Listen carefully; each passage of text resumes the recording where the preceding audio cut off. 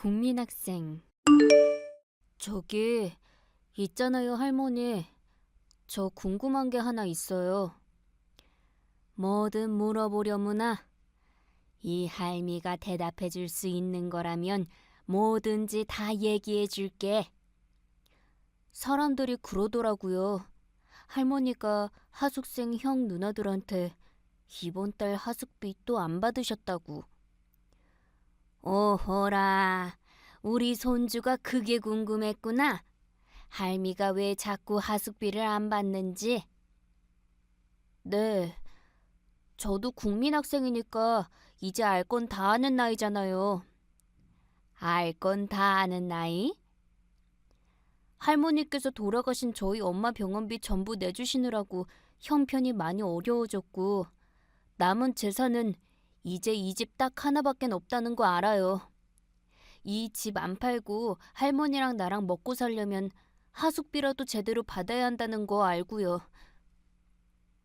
그래서 할미가 시장에 반찬 만들어내다 팔잖니. 우리 손주 뒷바라지만큼은 부족함 없이 해주자고. 그래도요. 시장에서 장사하는 게 얼마나 힘든 일인데요. 할머니가 힘들게 지내시는 건 싫어요. 수명아, 너 혹시 은혜 갚은 까치 이야기 알고 있니? 당연하죠. 어떤 선비님이 구렁이한테 잡아먹힐 위기에 처한 까치를 구해주었더니 나중에 그 까치가 생명의 위기에 처한 선비님을 구해주면서 은혜를 갚았다는 이야기잖아요. 그래서 할미도 형 누나들이 정사정이 어려울 때마다 하숙비를 받지 않는 거란다. 우리 하숙집 사는 대학생들이 다들 가난해서 어렵게 공부하는 녀석들이잖니.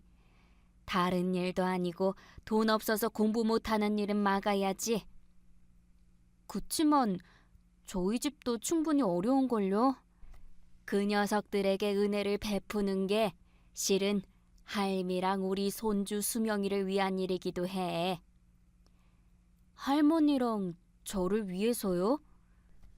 그럼 이 할미는 이렇게 믿는단다.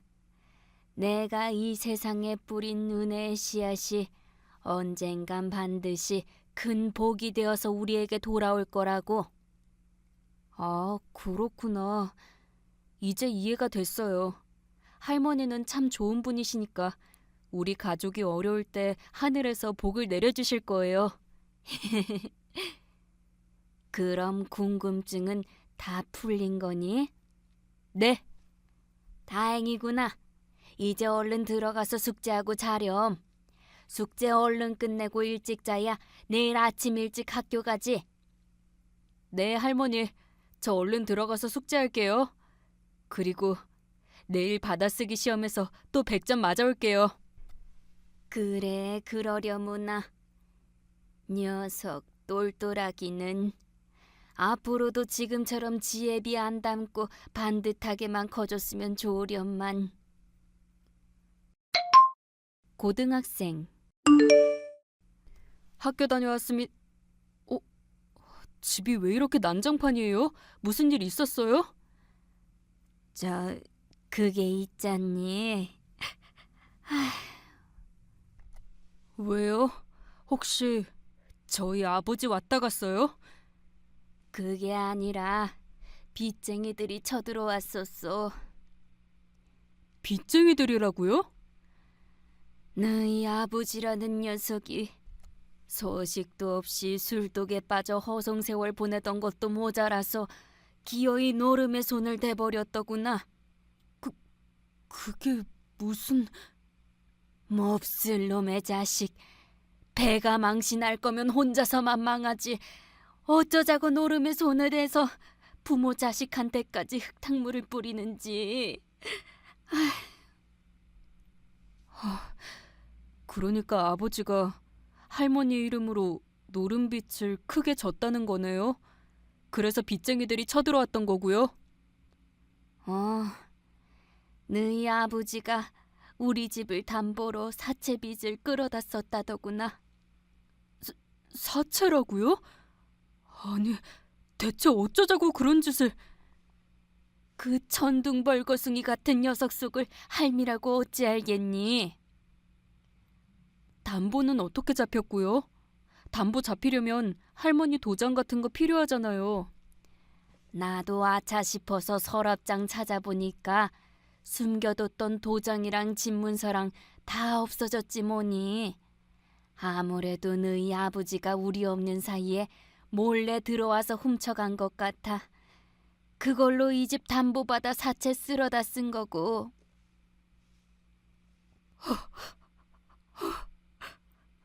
그럼 이제 우리 어떡해요? 어쩌겠니? 이 집은 벌써 사채업자들 손에 넘어가 버린 것을 그나마 남을 팔아 모아두었던 쌈짓돈으로 구할 수 있는 단칸방이라도 찾아서 이사를 가는 수밖에.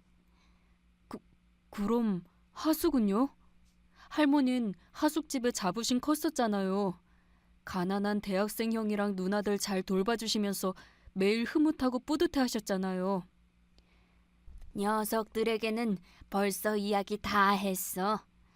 우리 집이 졸지에 망해 나가게 되었고 하숙도 더는 할 수 없게 되었으니 얼른 다른 좋은 집 하숙집 찾아 떠나라고. 아버지 진짜 너무해요. 자기 부모랑 자식 있는 집을 어떻게 노름판에 가져다 바칠 수가 있느냐고요. 할미가 미안해. 할미가 죄인이야. 아들 교육 제대로 못 시킨 내가 죄인이야. 아니에요. 할머니는 아무 잘못 없으세요. 얼마나 훌륭한 분이신지는 제가 잘 알아요. 잘못은 아버지가 다 했고 아버지가 나쁜 사람인 거죠. 그렇게 말해주니 고맙구나. 저 그리고 너무 걱정은 마세요. 제가 할머니 곁을 이렇게 든든하게 지키고 있잖아요. 앞으로도 지켜드릴 테니까 그만 울고 기운 내세요, 할머니. 3년 뒤. 그래서 대학교 진학 포기하고 우리 공장으로 취업을 나온 거구먼. 그렇죠 뭐. 그래도 대학은 가지 그랬어. 요즘엔 대학 못 나오면 사람 대접 제대로 못 받는 세상이잖아. 저도 마음 같아선 그러고 싶었지만 저희 가족이 위기에 처해 있던 그 순간에 하늘은 저랑 할머니에게 복을 내려주지 않더라고요. 오히려 더 큰 역경의 구렁텅이로 몰아넣을 뿐이었죠. 더 큰 역경의 구렁텅이? 네. 집 그렇게 망하게 되면서 할머니께서 화병을 앓기 시작하더니 그 바람에 뇌출혈로 쓰러지면서 거동이 불편해지셨거든요. 실어증도 오셨고요. 그래서 대학 진학은 완전히 담념할 수밖에 없었어요. 생활비랑 할머니 병원비 버느라 급급했거든요. 뭐 지금도 빈곤하기는 마찬가지고요. 엎친 데 덮친 격이로구먼. 그래도 어쩌겠어요. 이제 할머니한텐 저밖에 없는데 저라도 열심히 일해서 잘 보살펴드려야죠. 그래, 당연히 그래야지. 쉬는 시간 끝났으니 들어가서 다시 열심히 일하자고. 자네와 할머니를 위해서. 네, 사장님. 그리고 월급 많이 못 줘서 미안해. 자네 사정 봐서는 나도 많이 져주고 싶은데 알다시피 요즘 워낙 불경기라 우리 공장 사정도 만만치가 않거든. 아닙니다. 고졸인 제가 잘리지 않고 일할 직장이 있다는 것만으로도 얼마나 감사한 일인데요. 녀석 소박하게는. 그래도 이놈아, 너 아직 젊으니까 너무 기죽지 말어. 지구멍에도 볕들 날 있다는 말도 있잖냐? 그럴까요? 당연하지 임마. 살다 보면 반드시 해뜰 날 올 거니까 기운내서 잘 버텨봐. 2년 뒤. 야 임마 차수명!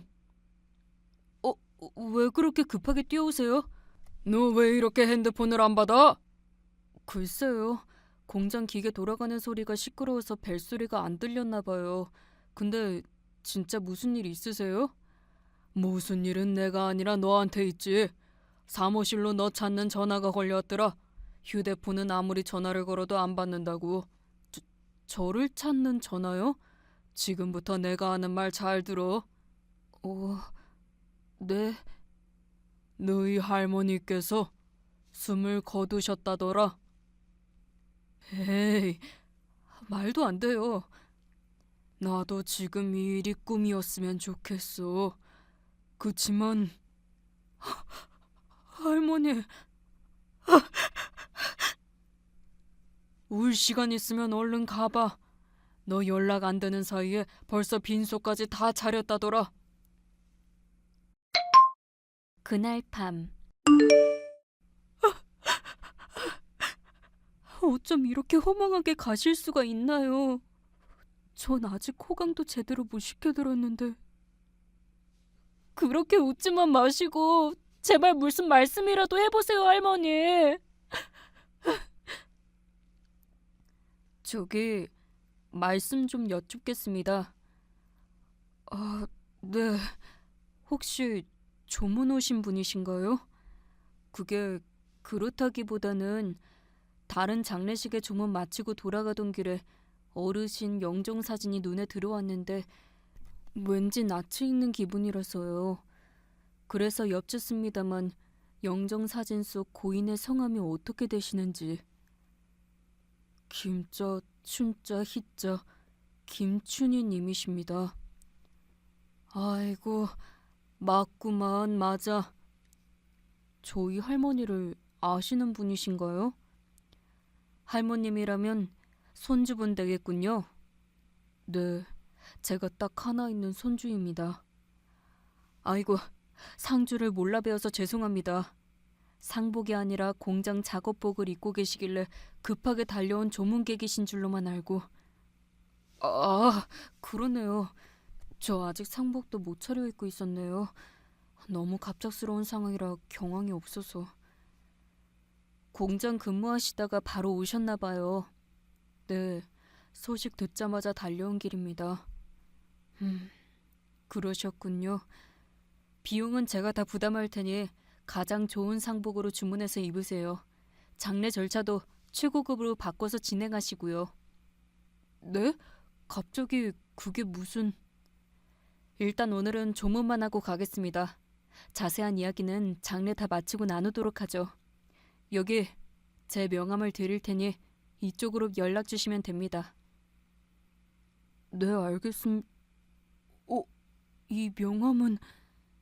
명함 드렸으니 이제 고인께 안내를 부탁드려도 될까요? 죄송합니다. 이쪽으로... 일주일 뒤 할머님 장례는 어떻게... 손님은 거의 없었지만 도와주신 덕분에 부족함 없이 잘 치렀습니다. 정말 너무 감사드려요. 뭘 고맙기까지야. 나야 당연한 일을 했을 뿐인데. 당연한 일이라면 혹시 저희 할머니랑 무슨 인연이라도 있으셨나요? 솔직히 조금 놀랐었거든요. 지나가다 할머니 빈소에 찾아오신 분 명함이 저희 회사 거래처 회장님 명함이라서요. 말하자면 참 길고 긴 이야기지. 그땐 조그맣던 녀석이 벌써 어른이 되었구나. 저를 아세요? 당연히 알다마다. 할머니께서 생전에 하숙집을 하셨었지? 부업 삼아서 시장에서 반찬도 내다 파셨고. 네, 그건 그런데. 그날은 내가 경황이 없어서 널 몰라봤었는데 조문 마치고 집으로 돌아오는 길에 번쩍 생각이 나더구나. 내가 너희 할머니 때 카소생이던 시절에 아장아장 기어다니던 갓난쟁이 그 집 손주가 조금 전에 상주로 만난 너였구나 하고선 말이야. 저희 하숙집에 사시던 분이셨군요. 맞아. 대학 졸업할 때까지 할머니께 신세를 많이 졌었지. 그땐 내가 워낙에 가난한 고학생이었어서 하숙비 한번 제대로 내본 적도 없었는데 할머니께선 단 한 번도 눈치를 주거나 재촉하신 적이 없었어. 네, 그랬었어요. 할머니가 하숙비 눈 감아주면서 보살피던 대학생 형 누나들이 참 많았었죠. 어디 눈 감아주셨다 뿐이겠니? 오히려 하숙비 못 낸 학생들에게 더 잘해주셨지. 가난은 너희 잘못이 아니니까 부끄러워 말고 더 열심히 공부하라면서 반찬도 더 챙겨주시고 간식도 넣어주시고 그러셨거든. 그러면 뭐하나요? 저희 집이 풍비박산이 나도록 하늘은 저희에게 복을 베풀기는커녕 더 큰 수렁으로 몰아넣었을 뿐인데. 집이 망했었어? 네. 아버지라는 사람이 노름에 손대는 바람에. 그래서 하숙집이 없어졌던 거구만. 졸업하신 후에 찾아온 적이 있으셨나 봐요. 당연히 찾아갔었지. 사업가로 어느 정도 자리 잡은 다음에 할머니 입으실 내복이랑 이것저것 사들고 감사 인사드리러 갔었는데 하숙집은 이미 폐업했고 건물 주인도 다른 사람이 되어 있더구나.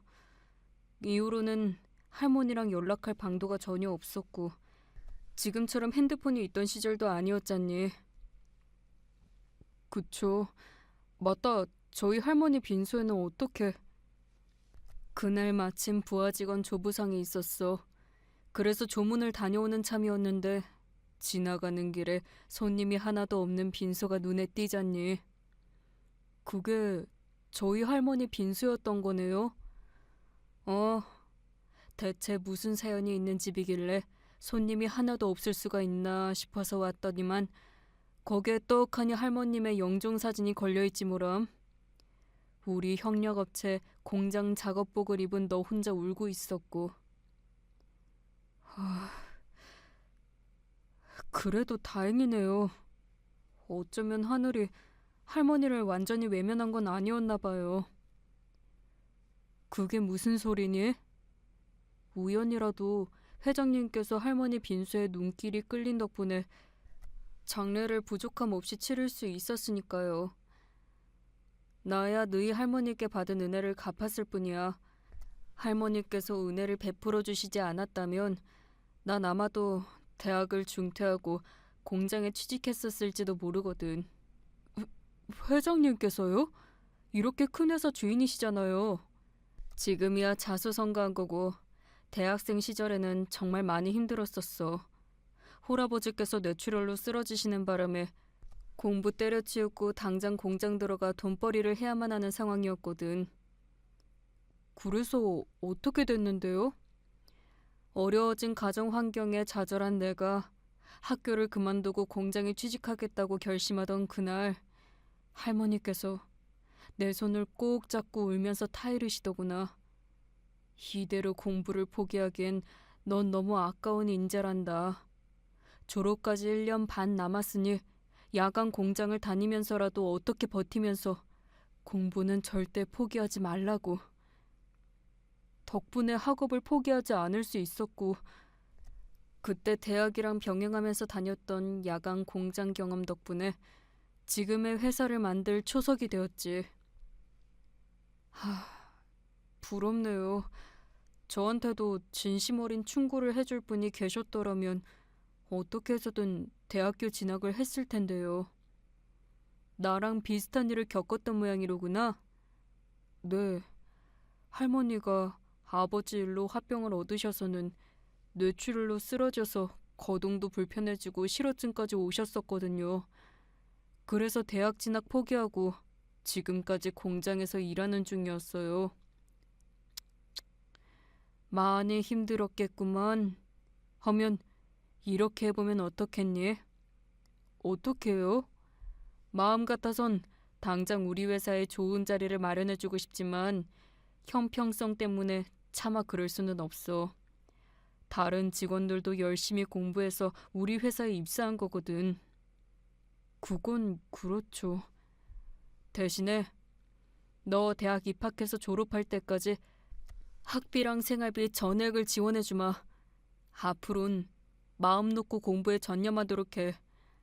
아니에요. 그 큰 돈은 받을 수 없어요. 너희 할머니께 받은 은혜를 대신 갚는 거란다. 그러니 부담 갖지 말고 받아주거라. 그치만 대신 넌 약속 하나만 해주면 돼. 꼭 좋은 대학 합격하고 졸업해서 뛰어난 인재가 되어 우리 회사에 면접 보러 오겠다고. 네, 그럴게요. 약속 드릴게요. 감사합니다. 정말 감사합니다, 회장님. 감사는 너희 할머니께 드리렴. 그분께서 세상에 뿌려놓으셨던 은혜의 씨앗이 오늘의 복이 되어 손주인 너를 돕는 셈이니까. 5년 뒤. 그렇게 저희 회사에 지원하시게 된 거로군요. 그렇습니다. 유학을 다녀오실 생각은 없으셨나요? 이력서를 보면 국비 유학 기회가 주어졌던 것으로 되어 있는데. 네, 대학 졸업하던 마지막 학기에 성적 우수자 전형으로 미국 명문대로 전액 국비 유학 기회를 받긴 했었어요. 하지만 전 아무런 미련 없이 이 회사에 이력서를 넣었습니다. 이유를 물어봐도 될까요? 이 회사는 돌아가신 저희 할머니께서 씨앗을 뿌리신 회사니까요. 할머니께서 베푸신 선행으로 말미암아 이 회사의 시작이 존재할 수 있었으니까요. 네, 아주 만족스러운 대답이었습니다. 다만 이거 한 가지는 알아주셔야겠습니다. 말씀하십시오. 저희 회장님께선 공명정대한 분이십니다. 제 아무리 회장님과 오랜 인연이 있고 또 회장님께서 직접 지원하셨던 인재라고 하더라도 신입사원 채용 평가 과정에 합격하지 못한다면 저희 회사에서는 일하실 수 없습니다. 네, 저도 회장님 백으로 입사할 생각은 애초에 없었습니다. 돌아가신 할머니와 절 보살펴주신 회장님께 부끄럽지 않기 위해서라도 반드시 제 능력으로 평가받고 합격하겠습니다. 좋네요. 신입사원 채용 평가 과정은 저희 회사 연수원에서 일주일간 합숙하며 이루어집니다. 숙식은 제공되니까 옷까지만 챙겨오시면 됩니다. 네, 그럼 그때 다시 뵙겠습니다. 한 달 뒤. 아이고, 이게 누구야? 지금 출근하시는 길이세요? 중요한 회의가 있어서 아침 일찍 출근하는 중이었어. 헌데 넌 이 이른 시간에 우리 회사 로비에서 뭘 하고 있었니? 앞으로 제가 근무할 회사 풍경을 감상하고 있었어요. 우리 회사에 합격한 거구나? 네, 회장님. 보살펴 주신 덕분에 명문대 졸업했고 신입사원 평가 과정에서도 당당히 수석으로 합격했습니다. 그래, 장하다, 장해. 안 그래도 우리 수명이 이력서가 들어왔다는 소식 들은 이후로 매일매일 노심초사하는 참이었어. 노심초사요? 인사팀 쪽에 일부러 지시를 내렸었거든. 너랑 내 인연은 전혀 개의치 말고 공정하게 평가하라고. 다른 지원자들이랑 형평성 문제도 있으니까 말이야. 그래놓고선 내심 자꾸 신경이 쓰이긴 쓰이더라고. 행여라도 네가 평가 과정을 통과하지 못하면 어쩌나 싶어서. 에이, 괜한 걱정을 하신 겁니다. 전 저희 할머니가 이 세상에 남기신 선행의 열매니까요. 열매? 네, 열매요. 할머니가 이 세상에 뿌린 선행의 씨앗이 회장님과의 인연이라는 큰 복으로 되돌아왔고 덕분에 아주 알차게 맺혀 연글은 열매 말이에요. 이런 제가 1분 1초라도 최선을 다하지 않을 수가 없잖아요. 그래, 장하다. 힘들었을 텐데 아주 장하게 잘 이겨내 주었어. 앞으로도 더 열심히 살겠습니다. 열심히 일해서 이 회사를 더 큰 회사로 키워낼 거예요. 하늘에서 지켜보고 계실 할머니께서 당신의 평생이 헛되지 않았다는 보람을 느끼실 수 있도록. 그게 벌써 10년이나 지난 이야기네요. 이후 전 외국 기업과의 중요한 거래를 성사시켜 초고속 승진길에 올랐고요. 오늘도 회사를 더 크게 키우기 위해 늘 최선을 다하고 있답니다. 이 정도면 우리 할머니께 참 자랑스러운 손주 맞겠죠? 그렇죠?